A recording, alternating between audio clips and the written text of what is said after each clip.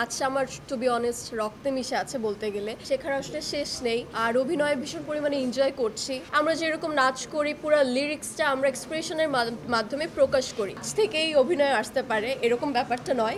এটা একটা plus point থাকলে অনেক ভালো।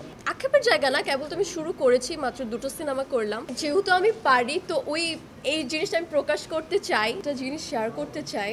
আমি একদম ছোটবেলা থেকে তো নাচ করে, এটা তো অনেকবার বলেছি। তো 2008-9 টাইমে 2008-9 যখন আমি জাতীয় পুরস্কার কম্পিটিশন করি, মোস্ট অফ দ্য কম্পিটিশনেই সোহাগ ভাই জাজমেন্টে ছিলেন। তো আজকে আমি এটা চিন্তা করছিলাম, তখন আমি ছোট একটা মানুষ ছিলাম, আমার জাজ ছিলেন, দেখলে ভয় পেতাম, দূরে দূরে থাকতাম। তো আজকে এই দিনে এসে তার সাথে একই সাথে আমরা একসাথে জাজমেন্ট করছি, এই দিনটা যে আমার আসবে আমার কাছে খুব একটা বড় একটা প্রাপ্তি।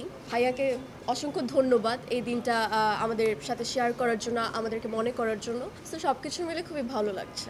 জার্নিটা আসলে খুবই ভালো। আর নাচ তো আমি বরাবরই প্রচুর এনজয় করি, নাচ আমার টু বি অনেস্ট রক্তে মিশে আছে বলতে গেলে। আর অভিনয়ের জার্নিটা এখনো অবধি শিখছি, শেখার আসলে শেষ নেই। আর অভিনয় ভীষণ পরিমাণে এনজয় করছি, সামনে আরও কাজ আসবে, সবাই মিলে আপনারা দেখবেন।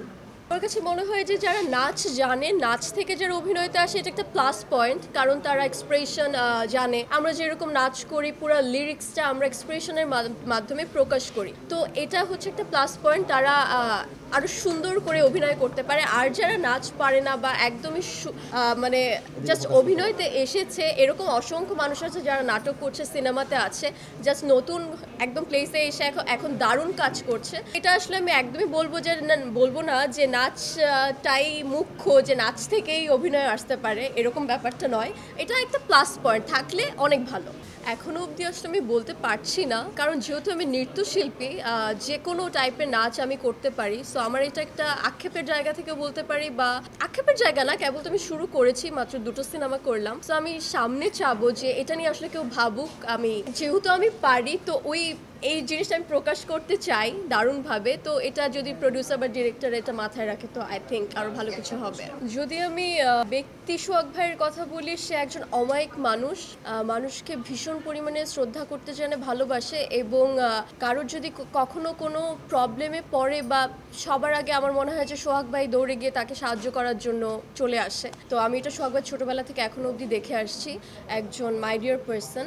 আর যদি আমি গুরু হিসাবে বলবো যে সে অনেক ভালো আসলে, কারণ ছোটোবেলা থেকে আমি যখন চ্যানেলে শরণার্থী থেকে বেরোচ্ছিলাম, তখনও সে আমার জাজমেন্টে ছিল। তো আমি মোস্ট অফ দ্য টাইম খুব আপসেট হয়ে যেতাম, খুবই নার্ভাস হয়ে পড়তাম, যে তখন আমাকে খুবই বলতো যে না, মন খারাপ করবে না, যেটাই হবে ভালো হবে, মানে অলওয়েজ পাশে থাকতো, পজিটিভ একটা ভাইব দিত। তো সব কিছু মিলে he is a very nice person.